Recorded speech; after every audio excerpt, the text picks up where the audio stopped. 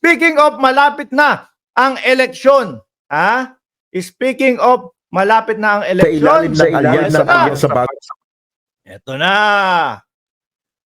Inilabas na po mga kababayan, no, ng administrasyon ang 12 susuportahan po para sa pagka-senador. Ako po mga bossing ha, bago po magsalita ang ating presidente, hihingi na ako ng paumanhin. Mr. President, hindi ko po lahat siya susundin. Hindi na po ako susunod doon sa isang straight na 12 ng administrasyon. Kasi po nangyayari kapag ka po hindi nyo na napagbigyan at pagka yung hindi nyo in-appoint o hindi nyo nabigyan ng posisyon pagkatapos matalo, mga nagtatampo po, mga bumabaliktad po, mga kababayan. Ha? Mga bumabaliktad po. Mac Journal. Mamaya pag-uusapan natin niya si Aimee. Okay? Alam ko nandito sa loob ng ng 12 eh. Oh. So, isa-isahin po natin at pakinggan po natin ang ating Pangulo, mga kababayan. Bong Revilla? Sige na, pakinggan na natin yung Pangulo natin. Kababayan, sila po ang lineup ng alyansa. Ito ha, mga bossing, hindi po naman sa natin sinasabing maling pumili ang ating Pangulo o ganito, ganyan. Kasi po, bago siyempre mga kababayan, mamili yan. Merong mga pangakong binibitawan yan, tinetest nila kung talaga bang para ka sa Pilipinas, para ka sa administrasyon. Siyempre yung iba nagsisinungaling lang dyan eh. Ano, kagaya nila Roque, di ba? O, pagkatapos ng botohan at natalo at hindi nabigyan ng posisyon, magtatampo. O, eto, pakinggan na po natin. Kombinasyon ng mga veteranong senador, re-electionist at mga kongresista ang bumubuo sa senatorial slate ng administrasyon sa ilalim ng Alyansa para sa Bagong Pilipinas. Kanina, inendorso na ni Pangulong Ferdinand Marcos Jr. ang mga pambato nila sa 2025 midterm elections. Kabilang dito... Isa-isahin natin mga kababayan. Unahin natin, Secretary Benhur Abalos. Ayan, alam naman po natin na aktibo po sa kanyang tungkulin si Secretary Benhur Abalos. At kabi-kabila po ang banat ng mga DDS, no? Dito kay Secretary Benhur Abalos. At isa din po siya mga kababayan doon sa doon po mga kababayan sa nanguna sa pagdampot kay Kibuloy, mga bossing. At siya din po yung nag-explain sa atin, no, nung naglabas nung protection order, mga kababayan, ha? Ang Korte ng Davao. Sabi niya, hindi. Tuloy ang police operation. Walang sinasabi diyan na ihinto ang police operation. Okay? Ayan po. Kumbaga, isa-isahin lang natin. Huwag muna natin sabihin kung sino ba yung medyo sa kalagitnaan na po tayo ng eleksyon. Magsabi. Kailangan basahin muna natin sila. Mayor Abigail Binay. O yan. Naging mayor po ng Makati. To be fair po kay Mayor Abigail Binay, hindi ko na po siya nasubaybayan. Senator Pia Cayetano, kapatid po ni Boy 10K. Siya po yung umakap kay Boy 10K nung muntik na silang magbanatan sa Senado ni Juan Miguel Zubiri. Ayan, na dati pong Senate President na nasibak po. Number 4, ex-Senator Panfilo Lacson. Ano po yung latest na sinabi ni Senator Panfilo Lacson? Aba, merong tama ba ako? 1 bilyon o 2 bilyon na gustong paratingin si Alice Go sa first family para lumusot doon sa kanyang mga kaso. Pero sabi din po ni Senator Panfilo Lacson, yung kaibigan niya daw pong Chekwa, hindi na ipinarating dahil po,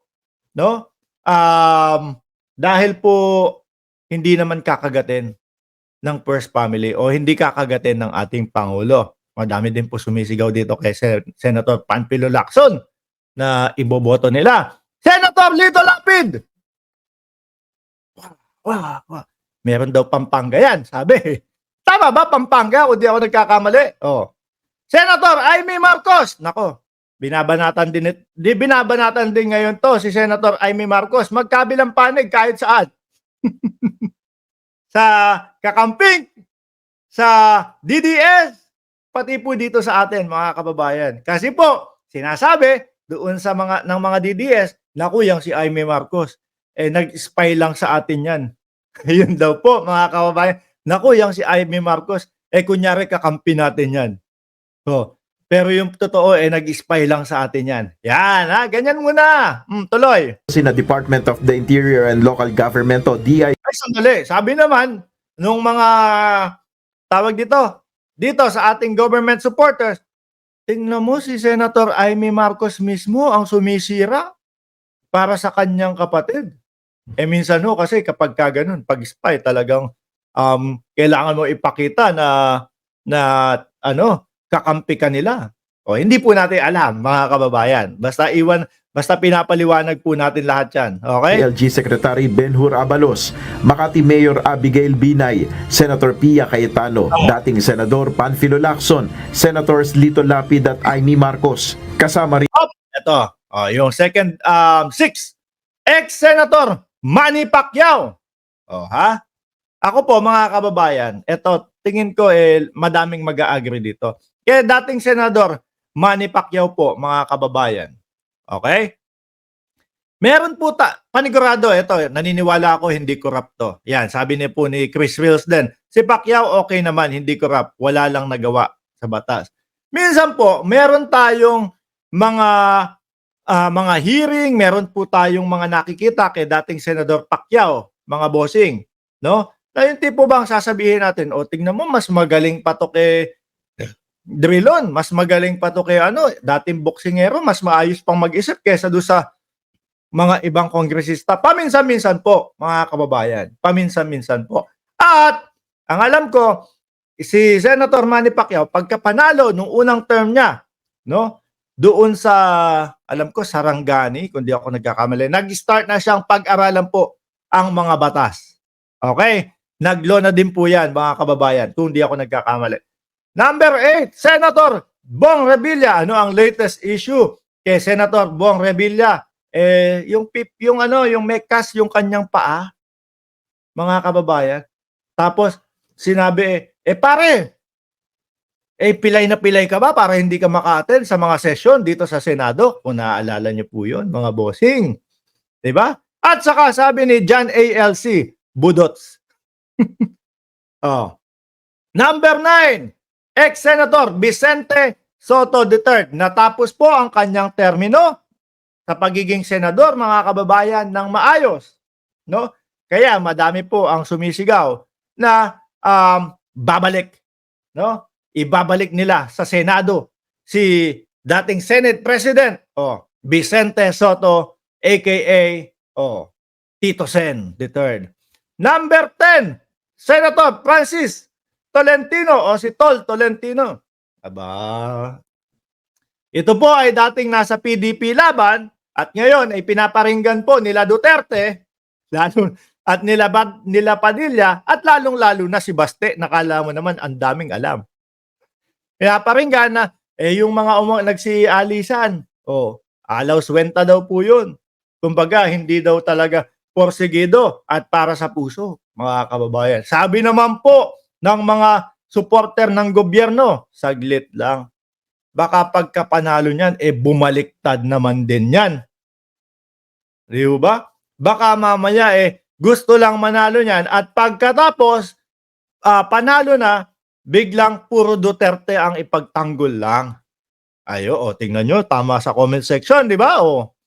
Tolenti, no, sabi ni Shiro Kansake. Maka Duterte yan, Yun nga po, di ba? Number 11, mga kababayan. Representative Congressman Erwin Tulfo. Nako, kung di ho ako nagkakamali, number 1 ho ito sa listahan, no? Doon sa top 12. Tama ba ako? Kung mali man, 1, 2, or 3, hindi lumalabas diyan sa posisyon na yan si Congressman Erwin Tulfo, mga bossing. Aktibong-aktibo po simula nung nanalo ang ating presidente. Representative Camille Villar. Sila po yung mag-aari ng ng buwan sa susunod na mga panahon, mga kababayan. Hindi, anak po yan ni, Cynthia Villar at Manny Villar. To be fair naman po mga bossing, hindi ko nasundan ang political career, no, ni Camille Villar, mga kababayan. Mayaman na yan, sabi ni Ilya. Eh baka po susunod yung kanilang bilhin, mga kababayan. Yung buwan naman po, ide-develop namin tong buwan. Tapos magbebenta ng pre-construction. Diyan sa mga taga-Earth, sino ang gustong bumili ng lupa dito sa buwan? Pre-construction price, 2 million. Constructed na 500 million with kasamang papunta sa buwan, pamasahe papunta sa buwan. Shiro Kansaki, sabi naman niya, family business ang Senado. Villar? No daw po. Tuloy. Sina dating Senator Manny Pacquiao, Senator Ramon Bong Revilla Jr., dating Senate President Vicente Tito Soto III, Senator Francis Tolentino, ACT-CIS Party List Representative Erwin Tulfo at Sabi ni Shiro Kansaki, si Mark, tahimik lang. Sabi nga dito sa bahay namin, ang ingay-ingay mo pag nagbablog ka, sigaw ka na sigaw. Piñas Representative Camille Villar. Tanging ang presidential sister na si Senator Amy ang hindi present sa entablado. Agad Ako, hindi daw po present si Senadora Amy Marcos, mga bossing.